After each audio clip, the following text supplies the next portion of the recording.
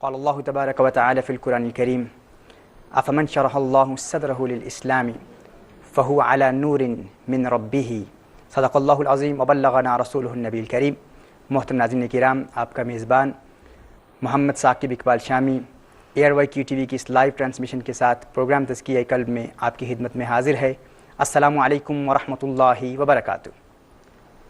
ناظرین کرام، کل کے پروگرام میں ہم نے شیطانی خیالات سے انسان کے ذہن کو پاک کرنے کا طریقہ، پریکٹیکل میتھڈ ہم نے سیکھا، اور شیطان کی جانب سے انسان کے دل میں 5 قسم کے جو خیالات پیدا ہوتے ہیں۔ کبھی کبھی انسان کا نفس امارہ ان خیالات کو خود پیدا کرتا ہے، کبھی وہ شیطان کی جانب سے ہوتے ہیں۔ ان 5 خیالات کا مقابلہ کرنے کے لیے 5 نسخے بھی آپ کو بتائے گئے، اور جو شخص ان 5 نسخوں پر عمل کرتا ہے اس کے خیالات میں پاکیزگی پیدا ہوتی ہے، طہارت پیدا ہوتی ہے، اور گندے خیالات ختم ہو جاتے ہیں۔ اور اس عمل کی بنیاد پر ناظرین کرام،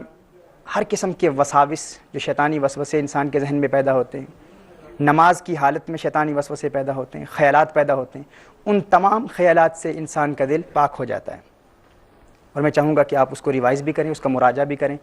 کہ خیالات، برے خیالات سے پاکیزگی کا طریقہ کار کیا ہے، اور ان 5 نسخوں کو آپ ازبر کر لیں۔ ناظرین کرام، خیالات کی پاکیزگی کی اہمیت کا اندازہ اس بات سے لگایا جا سکتا ہے کہ جب انسان نیند کی حالت میں ہوتا ہے، جب انسان سو رہا ہوتا ہے، تو انسان کے لیے عالم باطن کو منکشف کر دیا جاتا ہے، عالم غیب کے دروازے کھول دیے جاتے ہیں۔ عالم باطن کیا ہے؟ امام غزالی رحمۃ اللہ تعالی علیہ اس کی وضاحت فرماتے ہیں۔ آپ ارشاد فرماتے ہیں کہ انسان کی ایک ظاہری صورت ہے، ایک باطنی صورت ہے۔ انسان جب گناہوں کا ارتکاب کرتا ہے تو انسان کے گناہوں کے ارتکاب کی بنیاد پر ان گناہوں کا اثر براہ راست انسان کی باطنی صورت پر مرتب ہوتا ہے۔ امام غزالی رحمۃ اللہ تعالی علیہ فرماتے ہیں کہ جو شخص گناہوں کا ارتکاب کرتا ہے، مثال کے طور پر اگر کوئی شخص شہوت پرستی میں مبتلا ہو، ہمیشہ اپنی شہوت کی تکمیل کے لیے جدوجہد کرتا رہے، ہمیشہ نفسانی خواہشات کا تقاضا پورا کرنے کے لیے، نفس کی تسکین کے لیے شہوت پرستی میں مبتلا رہے، ایسے شخص کی باطنی صورت تبدیل ہو جاتی ہے۔ وہ بظاہر عام نگاہ سے دیکھنے والے شخص کے لیے تو وہ آدمی ہی نظر آتا ہے، لیکن اس کی باطنی صورت خنزیر کی طرح ہو جاتی ہے۔ اسی طرح جو شخص ہمیشہ غصے میں رہتا ہے یا اکثر غصہ اس پر غالب رہتا ہے، اس کی باطنی صورت کتے یا بھیڑیے کی طرح ہو جاتی ہے۔ امام غزالی رحمۃ اللہ تعالی ارشاد فرماتے ہیں کہ اولیاء اللہ جن کی دل کی نگاہیں منور ہوتی ہیں اور دل کے دروازے کھل جاتے ہیں، وہ دنیا میں لوگوں کو اس طرح دیکھتے ہیں، یعنی وہ دنیا میں لوگوں کو اپنی ظاہری نگاہ سے اور دل کی نگاہ سے اس انداز میں دیکھتے ہیں کہ ظاہری طور پر وہ شخص آدمی نظر آ رہا ہوتا ہے، لیکن حقیقتاً اس کی باطنی صورت اولیاء اللہ کی نگاہ سے پوشیدہ نہیں ہوتی۔ یہ اور بات ہے کہ وہ ان پر پردہ ڈالتے ہیں، لوگوں کے سامنے اس کا اظہار نہیں کرتے۔ امام غزالی رحمۃ اللہ تعالی ارشاد فرماتے ہیں کہ بروز قیامت انسان اپنی ظاہری صورت میں نظر نہیں آئے گا، یعنی وہ شخص جو ہمیشہ شہوت پرستی میں مبتلا رہا، وہ بروز قیامت خنزیر کی صورت میں نظر آئے گا۔ وہ شخص جس پر غصہ غالب رہا اور وہ شخص غصے کی وجہ سے ہمیشہ مغلوب رہا یا اکثر غصے کو اپنے قابو میں کرنے کی کوشش بھی نہیں کرتا رہا، وہ بروز قیامت ایک بھیڑیے یا کتے کی صورت میں دکھائی دے گا۔ اسی لیے ناظرین کرام، جب انسان سوتا ہے، امام غزالی رحمۃ اللہ تعالی فرماتے ہیں کہ خواب کی حالت میں اگر انسان کسی خنزیر کو دیکھے تو در حقیقت اس کی ایک تعبیر یہ بھی ہے کہ وہ اپنی باطنی صورت کو دیکھ رہا ہوتا ہے۔ اگر انسان خواب میں کسی بھیڑیے یا کتے کو دیکھے تو وہ در حقیقت اپنی ہی باطنی صورت کو دیکھ رہا ہوتا ہے، اپنی ہی باطنی شکل کو دیکھ رہا ہوتا ہے۔ اب سوال یہ پیدا ہوتا ہے کہ امام غزالی رحمۃ اللہ تعالی ارشاد فرماتے ہیں جب انسان سو جاتا ہے تو اس کا وہی روحانی لطیفہ، وہی روحانی قلب، وہی گوہر ملکوتی جو انسان کی فزیکل ہارٹ کے اندر موجود ہے، یہ بیدار ہو جاتا ہے، اس کی آنکھیں کھل جاتی ہیں، جس کی بنیاد پر عالم غیب منکشف ہو جاتا ہے، عالم غیب کے حجابات اٹھا دیے جاتے ہیں۔ اب اس پر اعتراض یہ وارد ہوتا ہے کہ ہم نے تو یہ پڑھا ہے کہ جب انسان کے دل کے 7 دروازے بند ہو جاتے ہیں، انسان کے خیالات بھی پاک ہو جاتے ہیں، انسان کا قلب بھی پاک ہو جاتا ہے اور انسان کی روح کی بھی پاکیزگی انسان حاصل کر لیتا ہے، اس کے بعد انسان کا روحانی قلب بیدار ہوتا ہے۔ لیکن اگر ایک شخص گنہگار ہے، گناہوں کا ارتکاب کر رہا ہے اور دل کے ساتوں دروازے بھی کھلے ہوئے ہیں، اب جب وہ شخص سوتا ہے تو اس کی خواب میں اس کا روحانی قلب کیسے بیدار ہو سکتا ہے جبکہ اس کے دل کے دروازے کھلے ہیں؟ ناظرین کرام، اس کی وجہ یہ ہے جب انسان سو رہا ہوتا ہے، خواب کی حالت میں ہوتا ہے، نیند میں ہوتا ہے، تو اس وقت انسان کے دل کے ساتوں دروازے بند ہو چکے ہوتے ہیں، یعنی ارادتاً انسان حالت نیند میں آنکھوں سے گناہ کا ارتکاب نہیں کرتا۔ جب انسان سو رہا ہوتا ہے تو اس کی آنکھ کے دروازے بند ہوتے ہیں۔ جب انسان سو رہا ہوتا ہے تو ارادتاً زبان سے گناہ کا ارتکاب نہیں کرتا، اگرچہ برے خیالات کی وجہ سے، ناپاک خیالات کی وجہ سے، خیالات کے تحکم کی وجہ سے اگر سونے کی حالت میں بھی انسان کی زبان سے گناہ کا ارتکاب ہو جائے، کچھ لوگ سو رہے ہوتے ہیں اور ان کی زبان سے گالیاں نکل رہی ہوتی ہیں، سو رہے ہوتے ہیں، غیبت کر رہے ہوتے ہیں حالت نیند میں، کیونکہ یہ ان کے عقل کی ناپاکی پر دلالت کرتی ہے کہ ان کا ذہن ناپاک ہے، لیکن وہ ارادتاً اس گناہ کا ارتکاب نہیں کر رہے ہوتے جس کی بنیاد پر ان کا کوئی مواخذہ نہیں، آخرت میں گرفت نہیں ہے، یعنی زبان کا دروازہ بند ہی ہوتا ہے۔ کچھ لوگ حالت نیند میں کسی کو مار رہے ہوتے ہیں، یعنی فزیکلی اپنے ہاتھ سے کسی کو مارتے ہیں، تو اس کا یہ مطلب نہیں کہ اب انہوں نے ہاتھ کا دروازہ کھول دیا، ہاتھ کا دروازہ ابھی بھی بند ہے چونکہ ارادتاً نہیں کر رہے ہوتے۔ اسی طرح اگر شہوت غالب آ جائے نیند کی حالت میں تو ان کی شرمگاہ کا دروازہ ابھی بند ہے کیونکہ وہ ارادتاً اس گناہ کا ارتکاب نہیں کر رہے ہوتے۔ تو کہنے کا مطلب یہ ہے ناظرین کرام کہ یہ دل کے 7 دروازے حالت نیند میں بند ہوتے ہیں۔ جب دل کے 7 دروازے بند ہو جاتے ہیں حالت نیند میں، اگر انسان 3-4 گھنٹے کے لیے بھی سوتا ہے، جب دل کے یہ 7 دروازے بند ہو جاتے ہیں تو انسان کا روحانی قلب بیدار ہو جاتا ہے اور انسان کے لیے عالم غیب کے دروازے کھول دیے جاتے ہیں۔ اسی کے متعلق امام غزالی رحمۃ اللہ تعالی ارشاد فرماتے ہیں کہ انسان بظاہر تو اپنے بستر پر موجود ہے لیکن در حقیقت ایک بہت دور دنیا میں چلا جاتا ہے اور عالم غیب کے نظارے کر رہا ہوتا ہے۔ وہ فرماتے ہیں کہ ایک زبردست راز ہے جس کا سمجھنا انسان کے لیے ممکن نہیں ہے جب تک انسان اپنے دل کے گناہوں کے دروازے بند نہ کر لے۔ اب یہاں پر ایک اور اعتراض وارد ہوتا ہے کہ اگر یہ بات ہے تو عالم الغیب میں تو ہمیشہ انسان حق دیکھتا ہے، سچ دیکھتا ہے، لیکن کیا وجہ ہے کہ جب انسان سو رہا ہوتا ہے تو ہر شخص کو سچی خواب نظر نہیں آتی، جھوٹ بھی نظر آتا ہے، غلط باتیں بھی نظر آتی ہیں، گناہ بھی نظر آتے ہیں۔ اس کی بنیاد کیا ہے؟ اگر انسان کے قلب کا دروازہ یا انسان کا وہ روحانی ربانی لطیفہ بیدار ہو چکا ہے تو انسان کو غلط چیزیں کیوں نظر آتی ہیں، گناہ کیوں نظر آتے ہیں، جھوٹی خواب انسان کیوں دیکھتا ہے؟ اس کی وجہ کیا ہے ناظرین کرام؟ اس کی وجہ یہ ہے کہ انسان کے دل کے 7 دروازے تو بند ہو چکے ہوتے ہیں لیکن خیالات کے دروازے ابھی کھلے ہوتے ہیں۔ جن خیالات پر ہم نے کل کلام کیا، حاجس، خاطر، حدیث نفس، ہم، عزم، خیالات، برے خیالات کے دروازے ابھی بھی کھلے ہیں، اگرچہ انسان کے لیے اس کے دل کے 7 دروازے بند ہیں لیکن برے خیالات کے دروازے ابھی بھی کھلے ہیں۔ اب جب انسان کا وہ روحانی ربانی لطیفہ، وہ دل، وہ انسان کا قلب روحانی جو انسان کے فزیکل دل کے اندر موجود ہے، اب جب وہ آنکھ کھولتا ہے تو انسان کو غیب نظر آتا ہے۔ جب انسان کو غیب نظر آتا ہے اور وہ ملکوتی گوہر جب انسان کو عالم الغیب دکھاتا ہے تو اچانک انسان کے برے خیالات آ کر اس پر پردہ ڈال دیتے ہیں۔ اسی لیے کبھی کبھی حق نظر آتا ہے، کبھی جھوٹ نظر آتا ہے، کبھی اچھی خوابیں نظر آتی ہیں، کبھی بری خوابیں نظر آتی ہیں، اور یہی فرق پیدا کرتا ہے رحمانی اور شیطانی خوابوں میں۔ یعنی اگر انسان خیالات کو پاک کر لے تو پھر جو خواب میں نظر آئے گا وہ حق ہوگا، جس پر رسالت مآب صلی اللہ علیہ وسلم کی ایک حدیث بھی دلالت کرتی ہے۔ حضور نے ارشاد فرمایا، حدیث کا مفہوم ہے کہ انبیاء کے خواب یہ وحی ہیں اور اولیاء کے خواب ایک الہام کی صورت میں ہوتے ہیں۔ یعنی اگر انسان کے دل کے 7 دروازے بند ہوں اور خیالات بھی پاک ہوں تو جو خواب میں دیکھتا ہے وہ سچ دیکھتا ہے اور حقیقتاً عالم الغیب ہی ہوتا ہے۔ ناظرین کرام، یہاں ایک اور سوال پیدا ہوتا ہے کہ جب 7 دروازے بند ہو گئے اور خیالات بھی پاک ہو گئے تو انسان جو خواب میں دیکھتا ہے وہ حقیقت ہے۔ یہ جو خواب ہے، نیند، اسی کے متعلق حضور اکرم صلی اللہ علیہ وسلم نے ارشاد فرمایا، امام طبرانی نے المعجم الکبیر میں اس روایت کو نقل فرمایا، النوم اخو الموت، یہ جو نوم ہے یہ موت کا بھائی ہے۔ جس طرح کہتے ہیں موت اور نیند یہ بہن بھائی ہیں، کیونکہ نیند یہ نصف موت ہے۔ اس کی ایک توجہ یہ بھی ہے کہ جب انسان سو رہا ہوتا ہے، نیند میں ہوتا ہے، تو دل کے گناہوں کے 7 دروازے بند ہیں لیکن برے خیالات کے دروازے کھلے ہیں، لیکن جب انسان مر جاتا ہے، جب موت واقع ہوتی ہے تو دل کے 7 دروازے گناہوں کے بھی بند ہو جاتے ہیں اور برے خیالات کے دروازے بھی بند ہو جاتے ہیں۔ یعنی جب انسان مرتا ہے تو انسان کا روحانی قلب اس طرح بیدار ہوتا ہے کہ اس وقت جو کچھ نظر آتا ہے وہ حقیقتاً عالم الغیب ہی ہوتا ہے، حق ہوتا ہے، سچ ہوتا ہے۔ جب انسان مرتا ہے تو عالم الغیب کے دروازے انسان کے لیے کھل جاتے ہیں، یعنی اس وقت موت کے وقت جب انسان عالم الغیب کو دیکھتا ہے تو اس میں کسی قسم کا شک نہیں ہوتا، اس میں کسی قسم کا شبہ نہیں ہوتا، وہ حقیقت دیکھتا ہے، حقیقتاً عالم الغیب دیکھتا ہے۔ مثال کے طور پر ناظرین کرام، ابھی ہم جب اس دنیا میں موجود ہیں،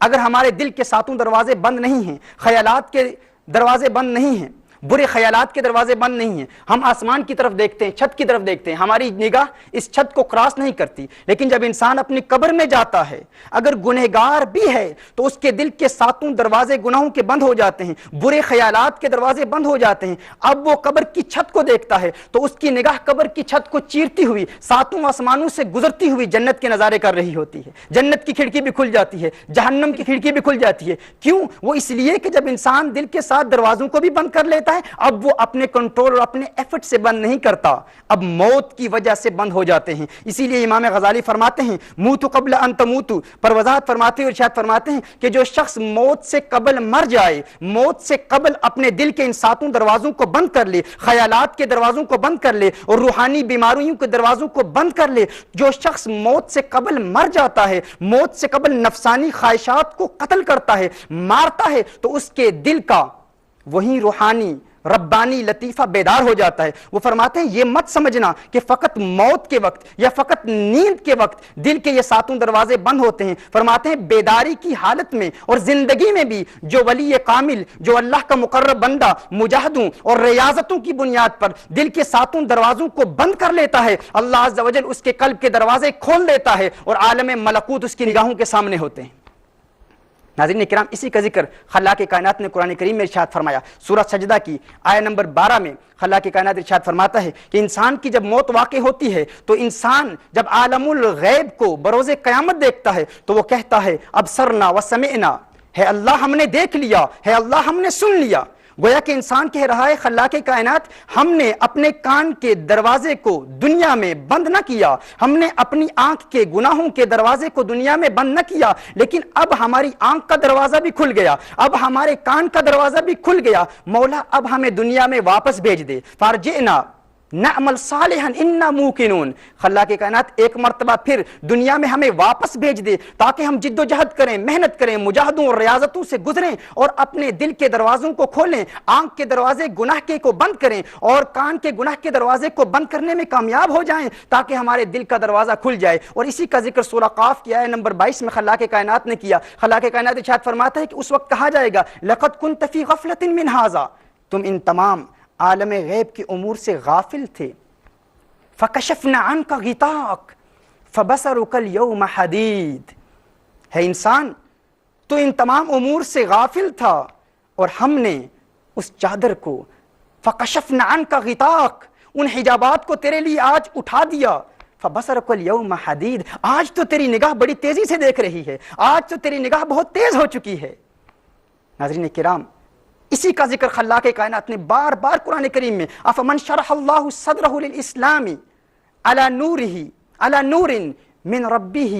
جب انسان کا سینہ اللہ عز و جل اسلام کے لیے کھول دیتا ہے تو اس کے دل میں اللہ کی جانب سے ایک نور پیدا ہو جاتا ہے۔ جب وہ نور پیدا ہوتا ہے ناظرین کرام تو انسان کے دل کے دروازے ایسے کھل جاتے ہیں، ایسے دل کے دروازے کھلتے ہیں کہ انسان پھر اپنی آنکھ سے نہیں دیکھتا، انسان پھر اپنے کان سے نہیں سنتا، انسان پھر اپنی زبان سے نہیں بولتا۔ اور اسی کا ذکر خلاق کائنات نے اسی حدیث قدسی میں بیان فرمایا کہ ہے انسان، لوگوں جو تم ان اولیاء کو دیکھتے ہو مت سمجھنا کہ یہ اولیاء اب اپنی آنکھ سے دیکھتے ہیں، وہ جو ان کی اپنی آنکھ تھی اسے یہ دنیا میں بند کر کے آئے ہیں، اب اپنی آنکھ کے دروازے کو بند کر چکے ہیں، اپنے کان کے دروازے کو میرے لیے بند کر چکے ہیں، اپنی زبان کے دروازے کو میرے لیے بند کر چکے ہیں، اپنے ہاتھ کے دروازے کو میرے لیے بند کر چکے ہیں، اپنے پاؤں کے دروازوں کو میرے لیے بند کر چکے ہیں، اپنے افکار و تخیلات کے دروازوں کو میرے لیے بند کر چکے ہیں۔ اب جب یہ میرا بندہ میرے لیے اپنی آنکھ کے دروازے کو بند کر چکا، اپنے دل کے دروازے گناہوں کے دروازوں کو بند کر چکا، اب کنت سمع سمعہ الذی یسمع بہ، اب میں اس کے کان بن جاتا ہوں جس سے وہ سنتا ہے، اب میں اس کی آنکھ بن جاتا ہوں جس سے وہ دیکھتا ہے، اب میں اس کے ہاتھ بن جاتا ہوں جس سے یہ تصرف کرتا ہے، اب میں اس کے پاؤں بن جاتا ہوں جس سے یہ چلتا ہے۔ رب ارشاد فرماتا ہے کہ اب وہ اپنی نگاہوں سے نہیں دیکھتا، اب وہ جہاں دیکھنا چاہے دیکھ سکتا ہے، جس جہاں کا نظارہ کرنا چاہے نظارہ کر سکتا ہے، جہاں تک اپنی آواز پہنچانا چاہے آواز پہنچا سکتا ہے، جس جہاں کی بات سننا چاہے سن سکتا ہے، جہاں پہنچنا چاہے پہنچ سکتا ہے، جہاں دیکھنا چاہے دیکھ سکتا ہے، جہاں اپنے ہاتھ پہنچانا چاہے پہنچا سکتا ہے۔ فرمایا اس کو اللہ عز و جل ایسے تصرفات دے دیتا ہے، ایسی قوت دے دیتا ہے، ایسی طاقت دے دیتا ہے، ایسے روحانی تصرفات کا نزول اس بندے پر ہوتا ہے کہ جب وہ اپنے ہاتھ سے اشارہ کرے تو ان پربتوں کی رفعتوں پر کپ کپی طاری ہو جاتی ہے۔ باروں خاکی اندروں آتش دس دے حالوں خستوں، یہ ایک نعرہ کرن محمد ڈھین پہاڑ شکستوں۔ حاضرین کرام، اللہ عز و جل اسے ایسی قوت عطا فرماتا ہے، ہم اسے بظاہر اپنی ظاہری نگاہ سے سمجھتے ہیں کہ یہ عام بندہ ہے، یہ حال مست ہے، یہ فقیر ہے، یہ دیوانہ ہے، یہ بوریا نشین ہے۔ فرمایا اسے بوریا نشین نہ سمجھ لو، اس کے دل میں اللہ عز و جل نے عشق مصطفیٰ اور اللہ کی محبت کی جب یہ چنگاری اور اللہ کی محبت کی آگ جب پیدا ہوتی ہے تو اللہ اسے ایسی قوت دیتا ہے، ایسی طاقت دیتا ہے کہ اس کے تصرفات میں پھر کوئی حد نہیں رہتی۔ اللہ عز و جل اسے ایسا تحکم دیتا ہے اور ایسی کرامات سے نوازتا ہے، اور اس کا ذکر بار بار خلاق کائنات نے قرآن کریم میں بھی ارشاد فرمایا، رسالت مآب صلی اللہ علیہ وسلم کی احادیث میں بھی اس کا ذکر ملتا ہے۔ ناظرین کرام، سوال یہ پیدا ہوتا ہے کہ اگر اللہ عز و جل نے اس انسان کو ایسی قوتوں سے نوازا، ایسے روحانی تصرفات سے نوازا، تو آخر کیا وجہ ہے؟ کیا وجہ ہے کہ ہم توبہ کے ابتدائی مراحل بھی طے نہیں کر پاتے؟ شیخ سعدی رحمۃ اللہ تعالی علیہ اپنے نفس سے خطاب فرماتے ہوئے ارشاد فرماتے ہیں، 40 سال عمر عزیزت گزشت،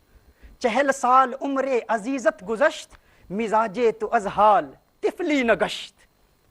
یہ ان کی عاجزی ہے، اپنے نفس سے خطاب فرماتے ہیں کہ تیری زندگی کے 40 سال بیت گئے، 40 سال تو گناہوں کا ارتکاب کرتا رہا ہے نفس، 40 سال گزر گئے لیکن ابھی تک تیرے نفس کا بچپنا نہیں گیا، ابھی تک بچپنے کی عادتیں نہیں گئی۔ جس طرح ایک چھوٹا سا بچہ جب کوئی سویٹ ملتی ہے تو کھا لیتا ہے، کھاتا ہے، جو سامنے موجود ہوتا ہے اسے کھا لیتا ہے، جو نظر آتا ہے اسے دیکھتا ہی رہتا ہے۔ کل جدید لذیذ، ہر نئی چیز کو دیکھتا ہے، بار بار دیکھتا ہے، جسے ہاتھ لگانے کا من کرتا ہے جی چاہتا ہے ہاتھ لگاتا ہے، کسی چیز سے اجتناب نہیں کرتا۔ شیخ سعدی فرماتے ہیں 40 سال بیت گئے، 40 سال تو نے برباد کر دیے، ہے نفس ابھی بھی تیری تسلی نہیں ہوئی، اب بھی تو قابو میں نہیں آتا۔ اور یہ ان اولیاء کاملین کی عاجزی ہے، یہ ان کی انکساری ہے۔ شیخ سعدی کا مقام، یہ تو وہ تواضع انکساری اور فروتنی میں یہ کہہ رہے ہیں، ان اولیاء کاملین کا مقام۔ شیخ سعدی علیہ رحمہ کا وہ عظیم واقعہ مجھے یاد آ رہا ہے، حضرت شاہ عبد الرحیم محدث دہلوی رحمۃ اللہ تعالی علیہ، ایک عظیم ولی کامل شاہ ولی اللہ محدث دہلوی رحمۃ اللہ تعالی علیہ کے والد، آپ دلی میں کسی سفر پر تھے، پیدل چل رہے تھے، تو شیخ سعدی شرازی رحمۃ اللہ تعالی علیہ کا ایک کلام، ایک رباعی آپ پڑھ رہے تھے، گنگنا رہے تھے۔ اولیاء کاملین کا ایک ذوق ہوتا ہے، اور جب ذوق پیدا ہوا، پہلا مصرع پڑھا تو